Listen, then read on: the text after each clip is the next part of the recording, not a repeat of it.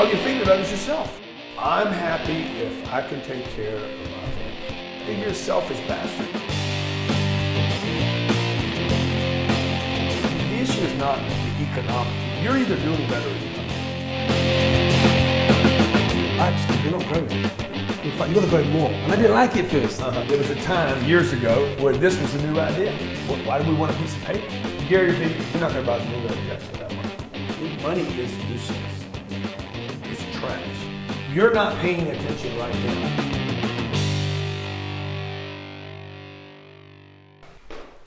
Looking good, looking sharp. You got the best angle. You look so good, dude. You look so man, good. I'm trying to Look look at good, that man. watch on, man. That's just a work watch. That's a work watch. I like this. That's Oh, Indian. thank you, thank That's you. Indian. Yeah. Is this Indian? I got this from the Badu case, right? Where'd I get this from? Malaysia? You got that from Singapore? She got it from one of the temples. Yeah. Do you know where you got to go? Seriously, Golden Temple. Everywhere. I have to go everywhere. Golden Temple. It's an Amritsar. Pure gold. Pure gold. Dude, I got to go there. You got to go there. I'm gonna take you there. We'll go together. Okay, yeah? let's do it. Only on your jet or my jet. My jet size. Let's go on your jet. Yeah. It'll be double plane. All right, cool. So, thank you for coming on the show, man. It's an honor to have you. Yeah, appreciate you. My honor to be with you. My friend. I like you. Yeah, because I met Grant in London. You did a nice talk there, and yeah, it was really enjoyable because I was right in front of you there, so that was a good thing. So look, you're about 10x, and 10x for me has got a lot of meaning. But you know, what I want to understand is everything about you is energy, right? Your energy, you know, I'm not saying you're old, you're a bit older than me, but where does the energy come from? And you know, you're always in the gym, you know, I go to the gym. Yeah, but I haven't always been in the gym, so I just started working out about a year ago because my body was, I've always been in pretty good shape, and I've always been able to get away with eating almost whatever I want, but in the last maybe, I don't know, 2 years, my body started, like, my knees were hurting, my ankles were hurting, even my wrists, it was a weird kind of little pain, so shoulders bothering me. So I started going to a physical therapist, and you know, you go there and they do stuff to you. Yeah. And after about a week, I'm like, dude, I just got to start working out. I got to use my body. I mean, if you want something to work, use it. Yeah. And if you want it to die, don't use it. So that could be a car, it could be a plane. You know, my plane's happier in the air. It's happier when it's at 51,000 feet. It flies about 10,000 feet above commercial airlines. So commercials, they hit their max ceiling at about 40, and we're at 51,000. So we're just like, we're riding over. You're over them yet? Yeah. So you know, the plane is best when it's. I was with a bunch of birds yesterday. We had a falconry guy come over and tell us the history of birds. Yeah. He had 9 or 10 birds here, and you know, one of these birds. Hey, Ryan. He's not in there. The peregrine. I think it's called a peregrine. Right. Yeah. Is that what it's called? I think so. I saw it on your Instagram. Yeah. The badass bird. Moves at 230 miles an hour. Strikes its prey at 230. Serious? Okay, it weighs about 2 pounds. Imagine a 2-pound rice bag, because you're Indian. Yeah. You use rice. Yeah. Imagine 2 pounds of rice hitting you at 230 miles an hour. Oh my Lord. If it can withstand the strike, it'll kill anything. It could kill a lion, elephant, like anything. If it could, you know. Yeah. But the point of that is this: that bird is happiest when it's in flight. Okay, when it's on a tree branch, it's worried that it's going to get.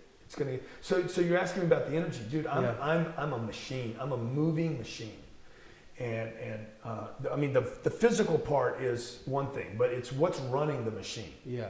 Because what the public sees is this noisy, brash, boisterous guy. But the question to ask yourself is, who's running the machine? Yeah. And for me, energy is very spiritual. I'm a very, very much a spiritual person. People don't see that because they see all the other stuff I put out.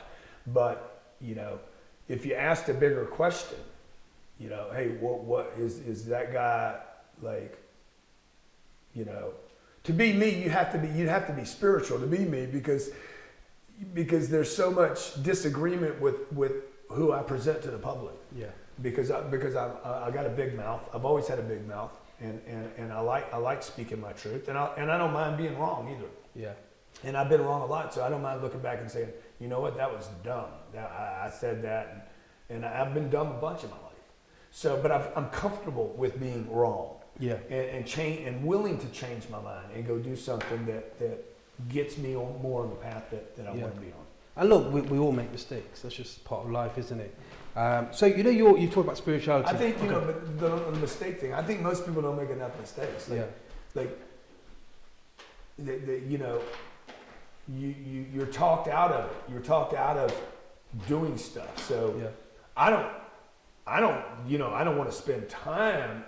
I don't want to keep making mistakes to learn stuff. That's not how I want to learn. I want to learn from other people's mistakes. Yeah. But more importantly, I want to learn from what other people are doing that really gets them a big win. Yeah, and that's smart. And that's why this podcast is about mentoring. Yeah. It's about learning from other people's mistakes. Yeah, beautiful. You've seen and I've seen people get taken out. Yeah. And that's one wrong mistake. But you've got the information that we come to you, we listen to your audiobooks, meet you personally, and we can learn from you. Yeah. And joint venture with you, make money together. Yeah. That's what it's all about. So you talk about spirituality, that's interesting because you're right. People don't see that. So when you mean spirituality, do you meditate or what kind of things do you do just to calm your mind? I'm not interested in calming my mind actually. So I'm not trying to quieten anything. I think there's, obviously I don't want, once you get rid of the noise, then once you get rid of the confusion and all the voices telling you to slow down, like if everybody could just get rid of the people in your life that are trying to put a foot on the brake, you'd be fine. It's like I was driving the car once and my wife was with me and she's like, "Oh my God!" I said, "Dude, well, you can't do that." She's in the passenger seat freaking out. I'm like, well, "What are you freaking out about?" Like if you're gonna freak out over there, come drive. That way I'll sit over there because I'm not going to freak out when you do that. And the point of that story is the backseat driver is causing all the accidents. I like that. And the confusion and the chaos and the noise. So people can meditate, but if you're going to turn the TV back on, or if you're going to listen to your mother, or you're going to listen to the bank tell you that you need to accumulate cash, or you're going to meditate and then get all your information, all your data from Wall Street. I mean, if you're going to meditate and continue to be part of the lie factory, I guarantee you're not going to get rid of the confusion because you keep taking in new garbage. So one thing, I got introduced to Scientology about 15 years ago, changed my life. Like I was meditating before that, seeking meditation. I wanted to get quiet. What they did for me there was they have a process where they can actually help a person eliminate the confusion and the conflicting data, the noise. And that literally changed my life where now I am quiet inside. I can work no matter how noisy it looks on the outside. We did this week we did $426 million worth of real estate deals. They'll be added. There's a little stress in that many deals. Of course, That's a lot of deals. It's 5 deals. But dude, you don't.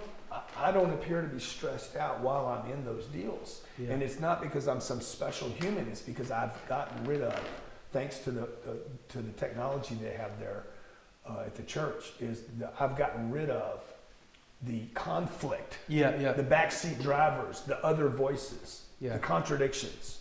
A lot of the stuff is about that. It's quieting that noise, and obviously not many people know about it. There's a lot of talk about it. Well, there's a lot of talk about. But you see, there again. You see, the noise is always about something new.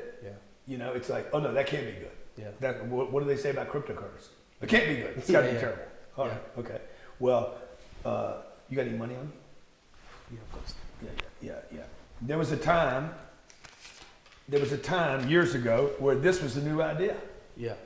And people said, oh, man, why do we want a piece of paper? We have gold. And before gold, it was some other precious item. And before that, it was a chicken. So thanks for that, by the way. That's so good, man. That's so good.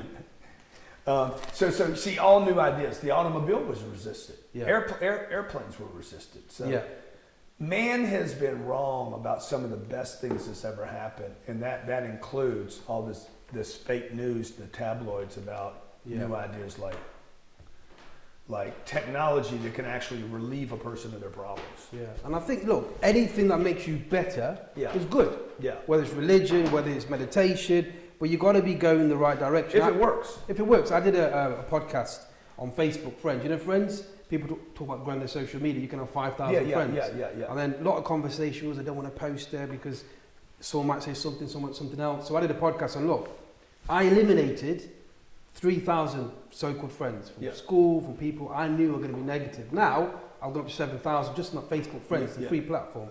And now it's all positivity. If you're scared to post anything in anywhere, you're in the wrong circle. You need to be positive. You need to be positive. So we did that. So look, you know, I want to go back to this fitness thing because you know what? I see so much. Do you think, you know, since you started working out, how much link is there between fitness, you know, I work out, I do stuff, but fitness and success? You know, do you think it's, you know, what is it? Is there? I mean, I know some people that are, you know, in terrible shape that are very successful. So financially, you know, I think your guy, the king, what's the king that was so brutal here? Henry VIII. Henry VIII. Cheers, I mean, he was a pig, right? Yeah. He was pretty successful though. You know, he was a brute. Yeah.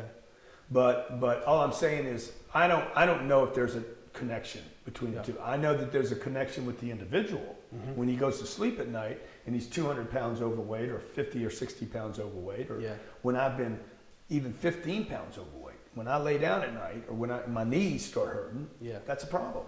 So success is, I think there's two successes. One, what the public sees, and the other is what the person's experiencing. I like that, yeah. And what the public sees of me means like almost nothing compared to what I'm experiencing as, am I successful? Yeah. In my marriage, as a husband, as a free guy that, you know. Look, I know people with a lot of money that aren't successful. They would even tell you they're not successful because they're miserable. Yeah. They have a bunch of money, they won't even spend their money. That's right. So, I know a guy's got, I don't know, $2 or $3 billion. Yeah. He doesn't have anything to do with it. Yeah. He would love to be me, doing whatever the hell I want. No, you're right, because that's an interesting conversation, because going on money, right? So basically, when I saw my business, 34 years old, thought I just smashed it, you know, and then some people won't get it, because what do you mean? Because once you hit that target, you become defensive, right? Yeah, totally. So when I sold it, I became defensive. Totally. And I thought, I've done it, and I thought, shit, this shit's going to run out. In fact, that's when I started meditating. Right? So I went to Buddhist center, started meditating, thinking, because of retraction.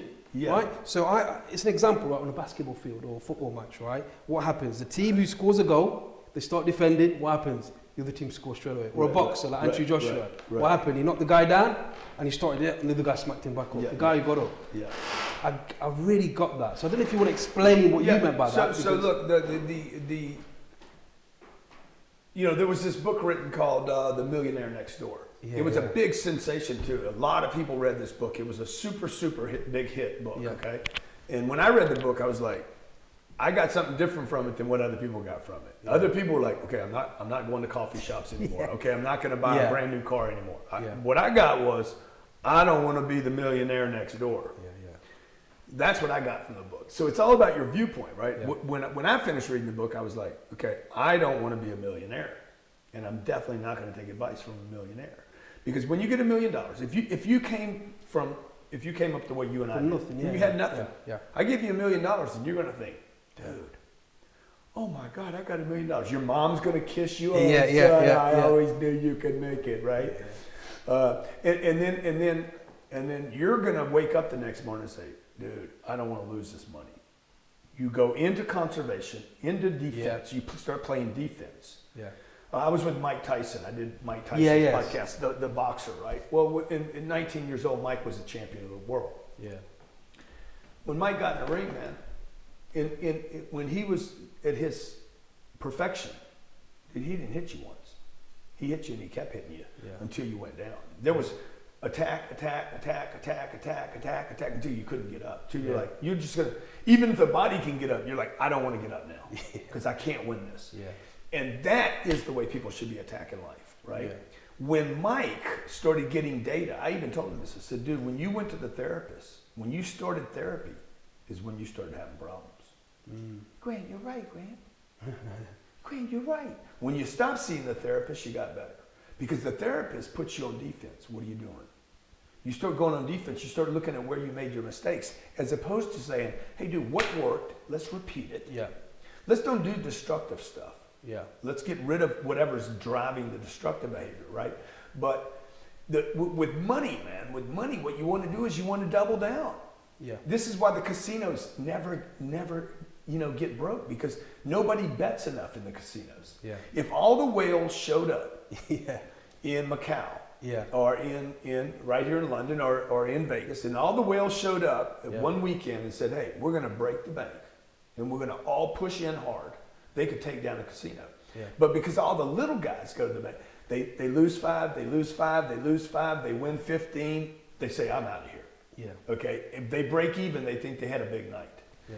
So that's the point about money. Don't take advice from a millionaire because they're trying to conserve. What you want to do is you want to get your advice from people that are producing billions of dollars. Yeah. That are like, where's that? Warren Buffett's a great example. Yeah. Yeah. Study Warren.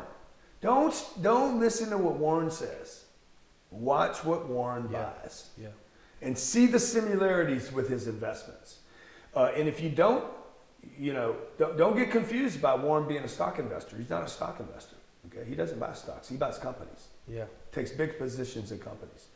So that's what I would look at a guy like Elon Musk. Okay, how does he use his money? When he sold PayPal, what did he do? I think he walked away with a couple $100 million. Yeah. Reinvested all of it the next day. Literally went broke the next day. He didn't want cash sitting around. Yeah. So the millionaire next door is going to tell you, save your cash. Cash is king. And I'm gonna tell you, cash is trash. We've just in Sweden, there's a post, IKEA have stopped taking cash now. So in a sense, if you're looking at paper cash, it's literally gone. I get asked this question, right?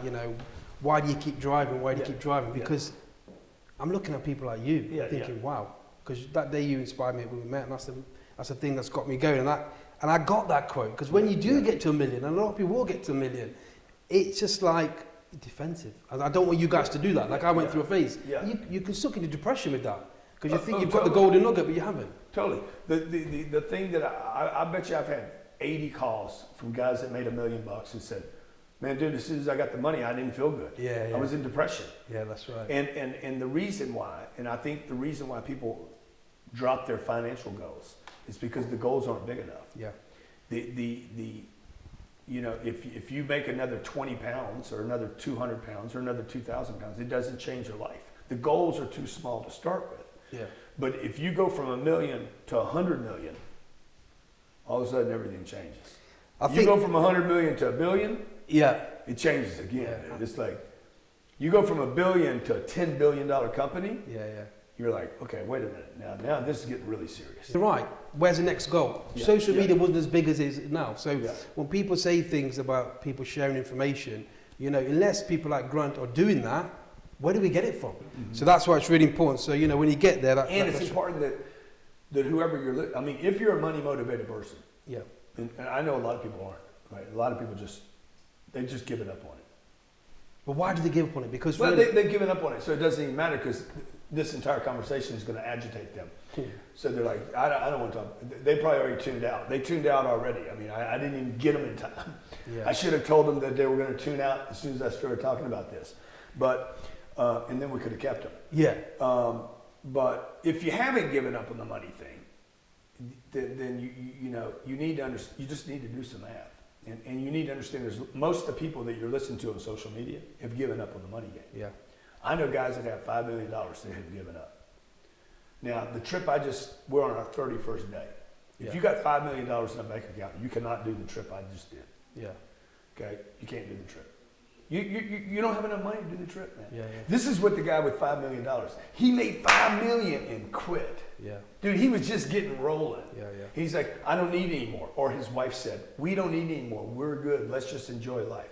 Okay, if you can enjoy life at $5 million, I'll guarantee you at 50, you're going to have a hell of an experience. And you bank 500 million, and you're going to be like, no, shit.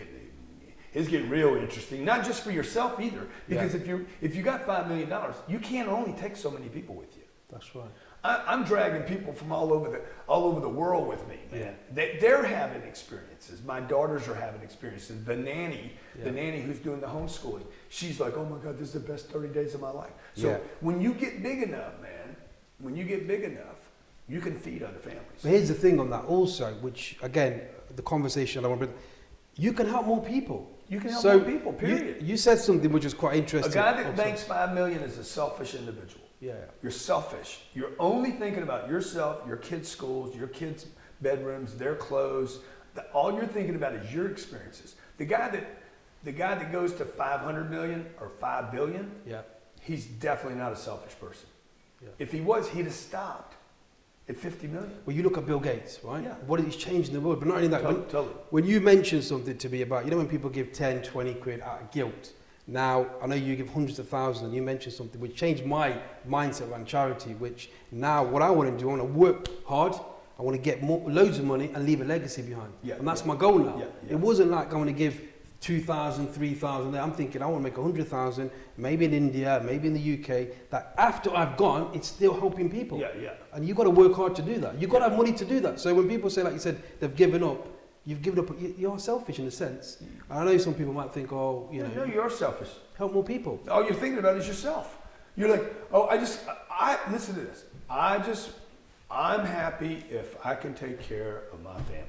That is selfish, man. There's 7 billion people on this planet. All different colors, different religions, different ages, different problems. They got places on this planet where you can't get a bottle of water, okay? Yeah. But the guy that's in London right now thinking, hey, I got my flat paid for, and I got my 2 cars paid for, and I got a good job, and yes, me and my wife are having some problems, and the kid's smoking too much weed, but you know, things are pretty good. You're a selfish bastard is what you are. Because what you could be doing is putting another hour in early in the morning, another one at night, taking more risk, growing something, maybe even disrupting your business and your industry, build a freaking mega billion-dollar business, leave a legacy, and put hospitals and schools in place and really make a difference. And you can do, like, you know, I'm from India, well, I'm born here, but my parents are in India. We sponsor a family to go to school. That doesn't cost much, but that's something back. I want to do more of that. There's loads you can do.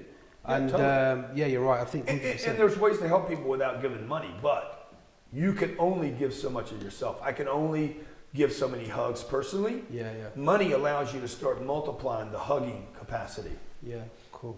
Excellent. So I've talked on my podcast about the recession recently, right? So basically, the last recession caught me off guard. Luckily, I had a mentor who was a very successful guy. He had a jet, funny enough, at the time, and he helped me through that. So what's your take on recession? Because there's lots of talk of recession. It's going to come, you know. What advice would you give to people now for the upcoming potential recession? Is there some advice you can give someone who hasn't been through what we went through before? So I think, you know, one I'm always prepping for contractions. So, and they happen all the time, right? I think, like in America right now, the housing industry's in a recession, has been for years. Automobiles are going into one right now. The whole economy doesn't have to go into recession, and when they do, the government lies about it for years before they actually say, oops. So you're not going to know. The issue is not the economic. You're either doing better or you're not. You know, recessions are basically measurements about national gross domestic products. And every household has that, right? Most households in England have been in recession for hundreds of years. Forget, like, you're either getting better or you're not. If your wages are flat, if your household income is flat, if your savings is flat, if your investments are flat and your debt's up, you've been in a recession, maybe a depression. I know families that have been in a recession for 70 years. Nothing's ever gotten better. Even though everything around them got better, okay? This guy's always walking around us, huh? He's creaking around. He sounds like one of these freaking animals. He's gonna come on in a bit. So I would tell people, man, you guys got to start paying attention. Quit paying attention to the headlines. pay attention to your financial statement. I look at my cash account every day. First thing I do in the morning, I get a cash account sent to me. I want to see where my cash is so I can put that money to work. Yeah. So the financial responsibility takes, the first step is look at your finances. Wow. Do you know what? That's so powerful. Because you're right. I mean, that is something, you look at your own financial statement. Are you in a recession? Are you going down? Yeah. You're in a recession. So you're right. Oh, God, it's amazing. Let's say a guy's had $1 million and you got $1 million worth of net worth and you've had that for the last 3 years. Yeah. Dude, if the line's flat, it will fall. Okay? Right. Flat lines all fall. Okay? A line has to be moving upward because gravity's going to pull it down anyway. So it's got to have some kind of lift. Right. Yeah. Otherwise, all flat lines become downward lines or graphs. So in a sense, if you're going through a recession yourself, that's a warning sign. Because when the whole economy goes down, you're going to get hit even. You're going to get hit. So if you're watching this right now and you're not going up, you're going down. But when that big recession comes, you're going to sink. You're going to get killed. Yeah. Okay. Well, so there's warning signs. And we're going to go through a massive economic global. We're going to go through a global contraction, probably the most severe contraction anybody's ever experienced in your living era.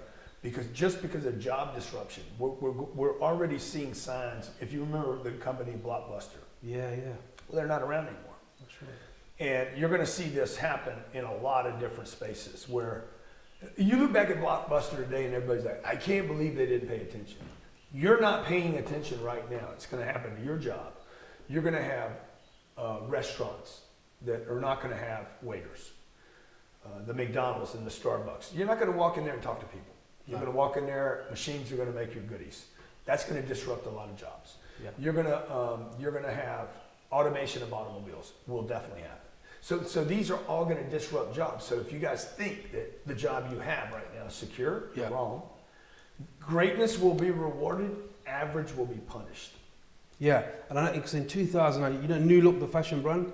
So New Look are like big UK. In 2009, the whole CEO wanted to move into e-fulfillment. It wasn't that big then. Yeah. And we took a risk by supplying them workers to fulfill their orders. And I saw it then. So when people say the high street's dying, this is happening, that's been on the cards for years. Yeah. You know, you go to a shopping mall, the rents are high, people ain't walking no more. There's people, so although people think it's a shock, it's been happening for ages. Yeah, so it brings me back to when we invest money, we only invest in two things that we do at my companies. One is we're always preparing to be the lowest cost provider of everything. Okay. So if a recession came right now, I would just go to, basically I'm just going to be the lowest cost provider and be the best known brand and the lowest cost provider, and I'm going to crush everybody around me because I can operate on a smaller margin. And number two is everything that we invest free money in is into an asset that can't be disrupted.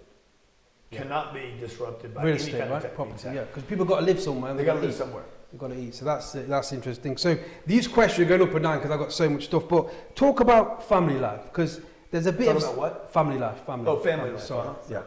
And there's a bit of a similarity between yourself and me in a sense that I've got two girls, similar age. How old are your kids? 7 and 10. So mine's 4 and 8. Yeah. Right? Okay. And my wife, you know, I met her in a similar kind of way. But how important is it? You know, how important is it? Really important, man. Like no matter what you're doing all day long on the battlefield, you want to come home and have have mutual agreement on what's going on. Yeah. You know, there was 4 of us yesterday. We were at Starbucks or something. And all 4 of us on Instagram. I'm like, what is happening? We're not even together anymore. Yeah. Like 4 people, and everybody's looking at their own different thing, right? Yeah. I said something, nobody heard me. I'm like, what's going on? You don't want to be alone. No, Nobody wants to be alone. Yeah. Like I mean, maybe the alone person wants to be alone, but success is better when you have somebody to share with. Yeah. You know, when you're successful and you have nobody to talk to, hey, I did this deal today.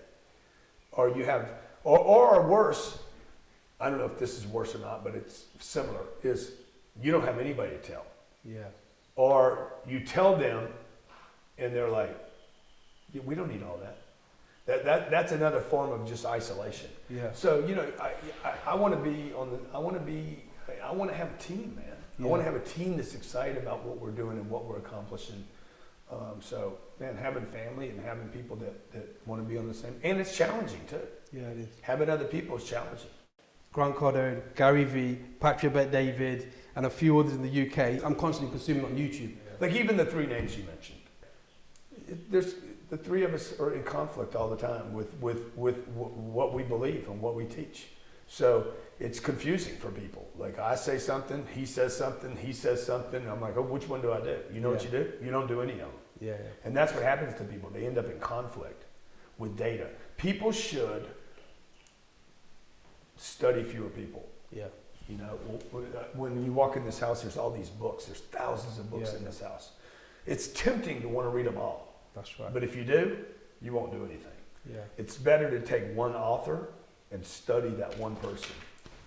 10x, baby. Yeah. But yeah, no, I get that because you're right. Yeah. You read one book, like you read the Millionaire. I want to get rich. Gary talks about having a minimalist life. You know, having less. Yeah. That you're owned by. But is that because that appeals to more people, in a sense? Yeah, it appeals to all the quitters. Yeah. But you're not going to buy the New York Jets without money. No, you're not. You're not going to best-selling books like that. You know, you need that kind of drive anyway. Yeah, you need money, man. Yeah. If you want to do big things, you need money. There's no business that you're going to go into. Mother Teresa had money. Yeah. Mother Teresa was poor, but she had influence with other people that had money. Yeah. So you got to have access to money to feed people, period. And I can only say you've been consistent. I mean, you know, if you look at when I first watched you 3 years ago, your message is all the same, you know. It's never changed. I've never seen you go, a lot of people go a different kind of way just to go to the market, right? Yeah. Whereas you've been quite consistent because you don't need the money from YouTube because you're in real estate, right? Well, you know, my YouTube channel, we don't have any ads on it. So we've never monetized that channel. Yeah. Because we've wanted to use it just as a distribution. Yeah. So no, it's good stuff. You know, that's some great tips there. And I think for me, the main thing, you know, with the interview is called the Business Mentor Podcast. And it's all about getting people who can't get a business mentor. I do mentor, but people who can't reach out, right? So they can listen to this, take the information and consume your books. And decide, hey, I like it, I don't like it. Yeah. But you know, what you should do is, like, particularly with stuff that people hear that they don't like. One thing that's been really good for me is when I hear something I don't like, it's really important for me to pay attention to that. So, like, I don't know, do you highlight stuff? I don't. No, I've got a separate book. So I know people that are highlighters. I used to be a highlighter, right? And the guy's like, what are you highlighting, man? Yeah. I'm in the book. I'm like, shh. I got this yellow marker. I had this favorite yellow marker. When it went out, I'd go get another one, same color. I love that yellow marker. And I would just, and the guy's like, what are you highlighting? And I said, oh, interesting. What do I highlight? Yeah. And I realized I was highlighting stuff I agreed with. Got it. Yeah. And the deal is, dude, if all you're highlighting in your life is what you agree with, you ain't gonna learn anything new. Yeah. You know, what you need to look at is stuff you didn't highlight, that you didn't understand, that maybe you don't agree with, that could be the real telltale. Yeah. So that's why so much of my audience will tell me, I didn't like you the first time I listened to you.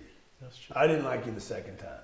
And then all of a sudden, I don't know why, you started, you know, I like you now.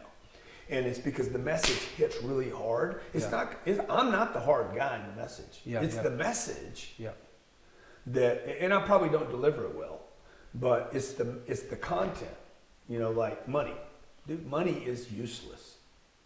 It's trash. It's not cash. It's not good. It's buying a house is not a good thing. When people hear that, they're like, what? Why are you telling me that? That's a disagreement with everything I've ever done. A house is a terrible deal. It's good for the banks, but it's not good for you.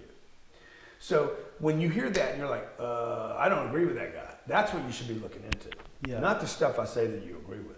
I'll tell you why. No, you're right, because you're all right. But the way you got me, when I first saw you, I thought this guy's a bit, you know, flash. Then when you, the 10X, the book, because a lot of people are going contraction, right? So your 10X is about growing. So where you got me was, actually, you're not growing. In fact, you've got to grow more. And I didn't like it first because I was comfortable, sold the business, loving it. Everyone's saying, wow, you're doing really well. Dude, nobody that buys a book that has 10X is happy. Yeah. Every person. I had to buy it to find out what's in it. And you, exactly. Dude, just the title was in this book, you called me out. You don't know that, but you called me out. You think, you stop being comfortable. Yeah, Get up, expand. Thank you. That was the goal of the book. Yeah, exactly. That's what got to me. call out successful people. Yeah. Because somebody that's given up will not pick that book up. Yeah.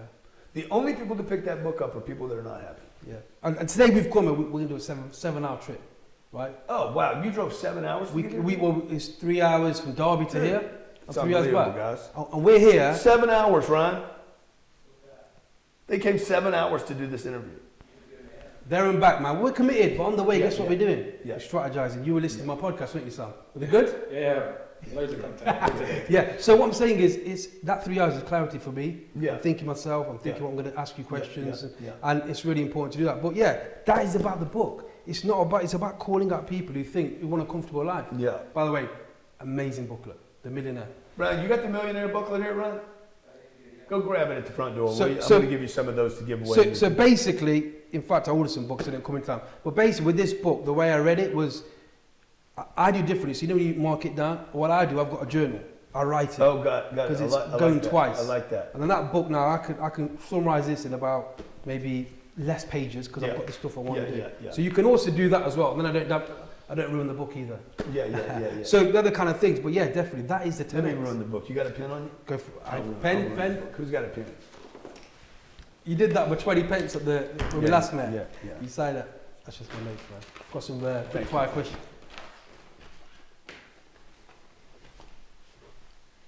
That's 10x. I've got to be worth a loads more now. Come on. It's original, man. You're going to put J on there, yeah? He's the man. Yeah, nice one. Now That's it's cool. right. Now So it's look, I've got loads of questions, but look, we can go all day.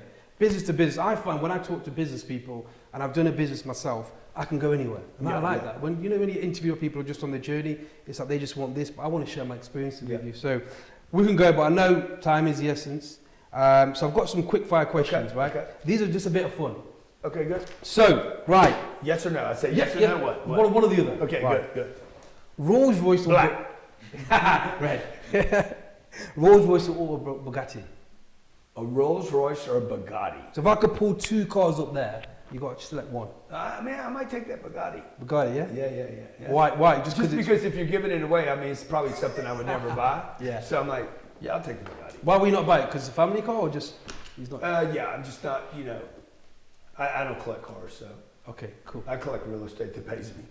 Reoccurring. We know about that, don't we? Yeah. Steve Jobs or Bill Gates? If you had to choose one of them. Steve or Bill? That's a great question, dude.